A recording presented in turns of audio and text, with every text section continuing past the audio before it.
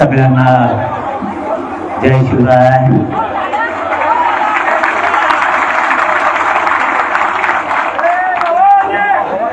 सगळ्यात अगोदर या बलाढ्य असे ताकदवर असणाऱ्या मराठा समाजाला मी मराठा समाजाच्या खरंच चरणी मराठा समाजाच्या नतमस्तक पहिल्यांदा होतो. कारण आपली आज बैठक नव्हतीच. आपण आज प्रेस घेणार होतो आणि आंदोलनाची तारीख ठरवणार होतो. पण मानावं लागेल या समाजाला 9 वाजताच आंदोलनाची पूर्वी केली आहे. मला प्रेस घेऊ आणि आंदोलन सांगू आणि मग आपण त्या आंदोलनाच्या दिवशी मराठा समाज सगळा येईल. पण आपले पोटे दम खात्यात पुढं ते म्हणले नाही आम्ही येणारच आहेत. म्हणले ऊन आणि काय करताय बैठकात झालं बैठकीचं. ही विश्वास तुमचा माझ्यावर माझा तुमच्यावर येऊन विश्वास मला खरंच आज प्रामाणिकपणाचं फळ मिळालं. तुम्ही इतक्या ताकदीनं न बोलून तुम्ही जमल्यामुळं आज सार्थक झालं. मामन भरून आलाय खरंच ना. इतकं तुम्ही मला 2.5 वर्षात बघितलं मी असा कधी नव्हतो. इतका आनंद झाला मला आज माझा एवढं छाती भरून आली की मला राहू द्या पोरं उभा राहू द्या त्यांना आवाज ऐकायला ते दाखवायला. मग ते खाली बसल्यावर त्यांना ते कॅमेरा लावता येत नाही. खाली बसा म्हणू नका त्यांना कोणी. राहू दे उभा. आज एवढं मन भरून आलं की समाज धावून आला आणि न बोल आणि म्हणूनच आपल्याला भेट येतो. मराठ्यांचा जे दरदरा राज्यावरती ना एवढ्याच मुळे आपण एक जीवन सगळे ताकदीने एकत्र येतो. पुन्हा एकदा या राज्यातल्या सगळ्या मराठा समाजाच्या चरणी नतमस्तक होतो. आपण आता विषयाकडे हलू. आपण मराठा समाज 2.5-3 वर्षापासून लढतो. समाजाच्या पदरात पडलं तर हो पडलं. कधीच 70-75 वर्षात न मिळणार या समाजाला मिळालं. पण राहिलेलं सुद्धा सोडायचं नाही. अजिबात सोडायचं नाही. आता जून महिन्यात ऍडमिशन आहे. जून महिन्यात ऍडमिशन असल्यामुळं आता पोराचे ऍडमिशन होते. हे मुद्दाम तालीत येत भले तालीत येत 58 लाख नोंदी निघाल्यात. ते प्रमाणपत्र द्यायला टाळायला लागलेत. पूर आपल्या नोकऱ्याला लागलेत. ते टाळायला लागलेत. चढायला लागले. समाजाचं यश आणि समाजाचे लेकर साहेब बनायला लागलेत. अधिकारी बनायला लागलेत. उच्च शिक्षण घ्यायला लागलेत. म्हणून सरकार जळायला लागले. सरकारच दुसरं कोणी नाही. सरकार जळायला लागले म्हणून त्यांना मराठा समाजाला मोठं होऊ द्यायचं नाही कसल्याच परिस्थितीत. अशी यांची भूमिका आहे. पण मराठ्यांनी एकदा मैदानात पाय लावला की मराठा हटत नाही. एक मन आहे बघा. सत्य पुढे शानपण चलत नाही. ही एक मन आहे. ती मन या 70 वर्षात 75 वर्षात कुणी मोडली असेल तर ती फक्त मराठ्यांनी. मराठ्यांपुढे शानपण चलत नाही. म्हणून आपण प्रत्येक वेळेस सांगतो आमच्या समाजाची फसवणूक करू नका. पण ते उठलं सुटलं. मला एक गोष्ट नाही कळाली. हो एवढा द्वेष आपल्या समाजाचा यांना हाय करून. मला सांगा भाजप मधला मराठा कार्यकर्ता असो किंवा पदाधिकारी असो किंवा आमदार मंत्री असो त्याच्या लेखी बलीला आरक्षण लागणार नाही का? आपला पक्ष सत्तेत आला काँग्रेस शिवसेना राष्ट्रवादी म्हणून त्यांचे लेकर मोठे होणार आहेत का? पण मराठा समाज इतका हुशार झाला तिथं इकडे समाजाला मानतो आपण. मराठीने 2 भाग केले. पक्षाच्या ठिकाणी इथं लेकराबाळाचा आयुष्याचा प्रश्न म्हणते. म्हणून भाजप पासून सगळ्या पक्षातले मराठी भाजप शिवसेना राष्ट्रवादी काँग्रेस सगळे एक जीवानं या लढ्यात लेकरा बाळाच्या स्वतःच्या बाजूने. तुम्ही पक्षाच्या बाजूला राहता तुमचे लेकर होणार. तुम्ही नेत्याला मान देताल, नेता मोठा होणार आहे, तुमचा संपला म्हणून समजायचं. तुम्ही पक्ष वाढवता तर जात वाढणार नाही, तुमचं पोरग पोरगी वाढणार नाही. म्हणून आपला मराठा समाज बदलला ना, याच्यात आपल्यात लय मोठा आनंद आहे. मराठा समाज इतका बदलला की मराठा समाज पक्षाला विचारत नाही, त्या दिवशीच काम करतो, करायचं असलं तरी पक्षाचं तेवढे दिवसापूर्वी. दुसऱ्या दिवशी स्वतःच्या समाजाच्या लेकराच्या बाजूने सगळे टाकते नाही. 4-2 मंत्री बोलते ती भाग वेगळा आहे, कारण त्यांना काहीतरी मिळवायचंय म्हणून ते बोलते. मी हे का सांगतोय तुम्हाला, आपल्याला समाजाच्या बाजूने हुशार होणं गरजेचं. समाज हे आपल्यासाठी देव असला पाहिजे. मी बघा, तुम्ही उगाच येत नाही, सगळ्याला आवाज येतोय ना, तुम्ही उगाच येत नाही तिकडं. मी तुमचा विश्वास कमी नाही, प्रामाणिक राहू. तुम्ही उगाच नाही येत, कोण कोणासाठी नाही येत भाऊ. इथं आपल्याला एक रुपया नाही, आपल्याकडे एकटी पंचायत या पैसे वले बदली आपल्याला येत नाही. आपण त्याच्यातून वाट काढून या संकटाला सामोरं जातोय का. आपली पिढी गेली रे, जाऊ द्या, पुढच्या पिढी तरी सुखी समाधानी करू आपण. आणि तेवढा प्रामाणिक इमानदार मी तुमच्याशी वागलो म्हणून अंतवाळीत उभा राहायला जागा नाही. मी वारंवार हे विषय का घेतोय, आज बैठक नव्हती म्हणून घेतो, नंतर दरवेळेस इतके लोक येतातच अंतवाळीत. पण याच वेळेस का ती बैठकच नव्हती, आपली पत्रकार परिषद होती, तरी जर एवढे बांधव यायला लागले म्हणल्यावर अरे यांच्या चरणी झुकावून लागणार आहे. आणि हे प्रामाणिकपणाचं मला फळ मिळालंय. माझं फक्त एवढंच म्हणणं मांडायचं तुमच्या पुढं, वारंवार लढावं लागतं हे कोणी विसरू नका.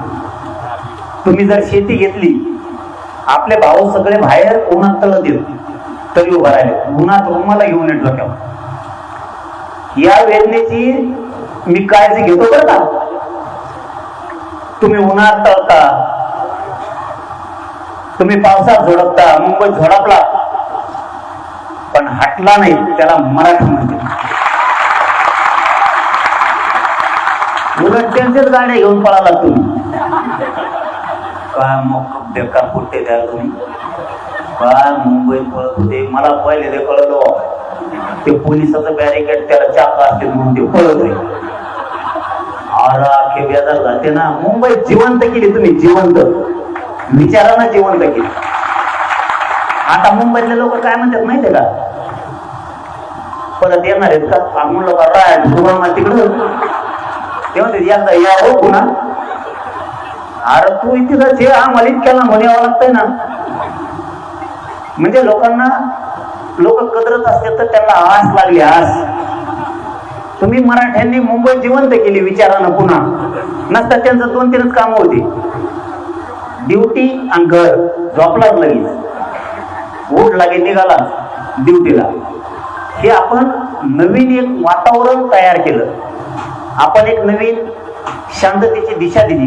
आता पण शांततेतच होणार आहे, पण आंदोलन असं होणार आहे. आता असं करायचं, पुन्हा मात्र फडणवीस साहेबांना आताच बंद कसं काय झालं. फडणवीस साहेब तुम्ही जरी मंत्री असला तरी मराठ्यांनीच केलेले ते ध्यानात ठेवा. तुम्हाला वाटत नाही तुम्ही हुशार आहेत, पण गोरगरीब शेतकरी मराठा सुद्धा लय हुशार आहे, तुम्ही विसरू नका. तुम्ही आमचे प्रमाणपत्र तुम्ही रोखले, त्याचं कारण सांगतो मी. आज मी तुमच्या पुढे सगळं बोलणार आहे. तुम्हाला ऊन लागतंय, सगळ्या बाजूला उन्हात तळत येत पुढं, याची सुद्धा जाणीव आहे. पण आपण तळ्याशिवाय आपल्या लेकराला सुखाची सावली नाही येणार. आपण झिजू तेव्हा आपली पुढची पिढी मोठी होणार आहे. अधिकाऱ्यांना जर विचारलं ना, कुणबी प्रमाणपत्र हैदराबादच्या गॅझेटनुसार द्या, ते म्हणते सरकारनं सांगितलंय आम्हाला देऊ नका. मग याला जबाबदार कोण? देवेंद्र फडणवीस साहेब, दुसरा कोणी नाही. त्याचं कारण पण सांगतो लगेच. मी पहिल्यांदा सांगितलं, त्यांचा काय मी विरोधक नाही, पण जे सत्य ते मी सांगणार. त्याचं कारण असं आहे, एक 4-5 महिन्यापूर्वीचं भाषण बघा तुम्ही फडणवीस साहेबांचं. फडणवीस साहेबांनी 4-5 महिन्यापूर्वी अधिवेशनात भाषण केलं. मंत्र्याला किंमत नाही असं ते म्हणले. मुख्यमंत्री सर्वसार्व असतात. मग आमचे प्रमाणपत्र सुद्धा तुम्हीच रोखले. आता भूतकाळ नव्हते. भाग दुसरा, पहिला अगोदर क्लिअर करू की हैदराबादचं गॅझेटियरचा JR काढला, त्याची अंमलबजावणी पण सरकारनं केली. त्याचं कारण असं की सरकारनं एक जाहीर स्टेटमेंट केलंय, 308 कुणबी प्रमाणपत्र गॅझेटियर प्रमाणे निघाले. याचा अर्थ हैदराबादचा JR लागू झाला, अंमलबजावणी झाली. त्याचा अर्थ असा आहे. पण तिथून पुढचे प्रमाणपत्र का दिले नाही? तुम्ही जी स्थानिक चौकशीचा अहवाल तयार केला त्यानुसारच कुणबी प्रमाणपत्र आम्हाला पाहिजे. त्यानुसारच तुम्ही प्रमाणपत्र द्या. फडणवीस साहेब या गोरगरिबांच्या मनात जिंका, तवा माझ्या तुम्हीच करा. काय करायचं आम्हाला राजकारणाचं, सत्तेचं फत्तेचं? मला नाही हवं तिचे, माझ्या समाजाला पण नाही, पण आमच्या लेकरं नाही म्हणून देऊ शकत आम्ही. तुम्हीच नाही, तुमच्या 50 पिढ्या बी आल्या तरी मी मराठ्याला फडणवीसचा धक्का बी लागू देणार नाही. तुम्ही कितीही ताकद लावा, मराठ्यांचं वाटवळ नाही होऊ देत. दुसरं काय सांगितलं त्यांनी मुंबईत आपल्याला, खेळ झाला एक भाग. हैदराबादच्या JR प्रमाणे मराठवाड्यातले मराठे हे सगळे कुणबी आहेत.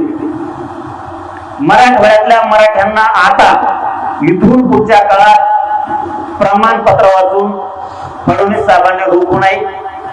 सगळ्यांना कुणबी प्रमाणपत्र देऊन सगळ्यांच्या व्हॅलिडिटी द्यायच्या.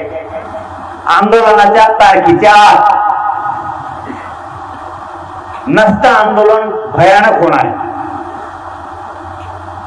दुसरा भाग, 58 लाख कुणबी नोंदी सापडल्या, त्याचे सगळे प्रमाणपत्र द्या.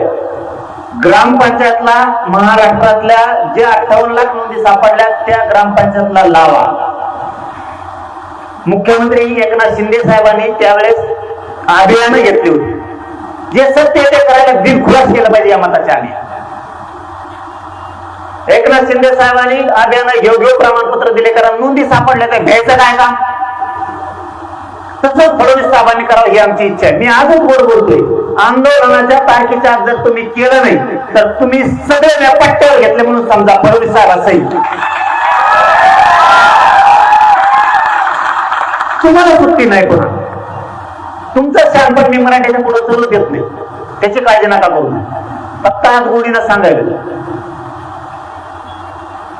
शिंदे साहेबांनी जसे अभियान घेतले, अभियान लावा ना, काय द्यायचंय? फडणवीस साहेबांनी छाती ठोकून सांगायचं, चाल मी JR काढलाय मराठवाड्याचा, मी मराठ्यांना कुणबी प्रमाणपत्र मराठवाड्यातल्या सगळे देणार. कारण ते ओबीसी आरक्षणाच्या अगोदरचे मराठी आरक्षण म्हणून देतोय. जिंका मराठीचे म्हणून. कशाला बोलणार मी तुम्हाला? तुम्ही सगळे प्रमाणपत्र देऊन मराठ्यांच्या मनात जिंका. आम्ही जी तारीख डिक्लेअर करणार आहे त्याच्या आत. मुद्दा तिसरा, साताराचा संस्थांचा JR तुम्ही का काढत नाही? इथं मनोज जरांगे पाटील सोपा नाही, इथं भेदभाव नसतो. 5 विभाग आमचे, अखंड महाराष्ट्र आमचा आहे. मराठवाड्याला मिळालं मग पश्चिम महाराष्ट्र माझा अजिबात नाही. पश्चिम महाराष्ट्रातले मराठी एक शब्द सुद्धा बोलत नाहीत, का तर त्यांना विश्वास आरक्षण देऊ शकतो. आता तुम्ही म्हणलं 1 महिन्यात JR काढतो, सातारा संस्थांचा काढला का? 8 महिने दम खाल्ला. तुम्हाला मी विचारायसाठी बोलावलं, माय बाबा काय चूक आहे? मी 8 महिने वेळ द्यायला किती वेळ द्यायचा? आणखी मी नाही वेळ देऊ शकत. यांना वेळ द्यायचा आहे का? काय संबंध? यांना वेळ द्यायचा 8 महिने दिला. सातारा संस्थांचा, कोल्हापूर संस्थांच्या गॅझेटियरचा, संस्थांच्या गॅझेटियरचा JR काढून त्याची अंमलबजावणी पाहिजे. पण चौथा मुद्दा,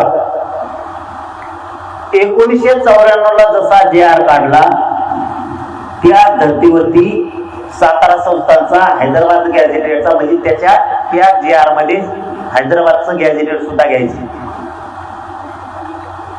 या तिन्ही गॅझेटेड मध्ये सातारा संस्थान, कोल्हापूर संस्थान, औंध संस्थान आणि पुणे संस्थान या संस्थांचा जो GR निघणार आहे तो 1994 ला जसा GR काढला ओबीसीला आरक्षण देताना त्याच धर्तीवर पाहिजे.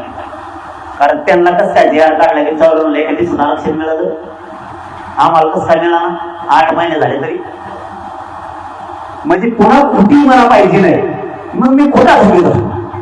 तुम्ही खोटे ठेवले की मी खोटा ठेवला. मी बोलतो तसंच करतो. मी माझ्या जीवनात माझ्या समाजाचा विश्वास संपादन याच्यावर केलाय की मी प्रामाणिक राहिलो, बेमान माझ्या समाजाशी नाही झालो आणि आयुष्यात होणार नाही. मला ना ते खोटे आरोप करून खोटं बोलून ते पैसे कमवून मला त्या पैशातून माझ्या लेकराला अन्न खाऊ घालायचंच नाही. ते बेमानी करत नाही. इथं उपाशी तर भरून मरण, पण खोटं बोलून पैसे पद मला नाही कमवायचे. कमवणारी ज्ञान दुसरी त्यांचा चालू आहे.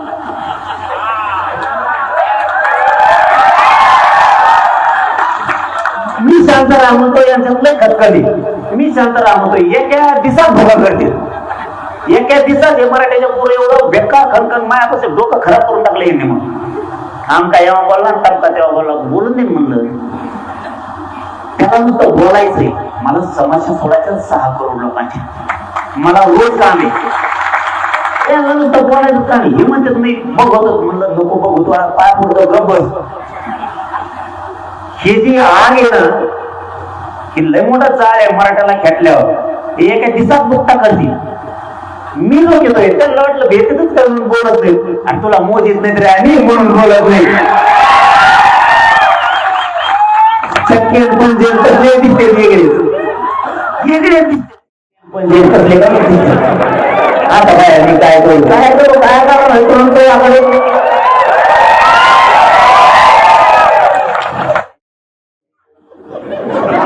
नाही तर काय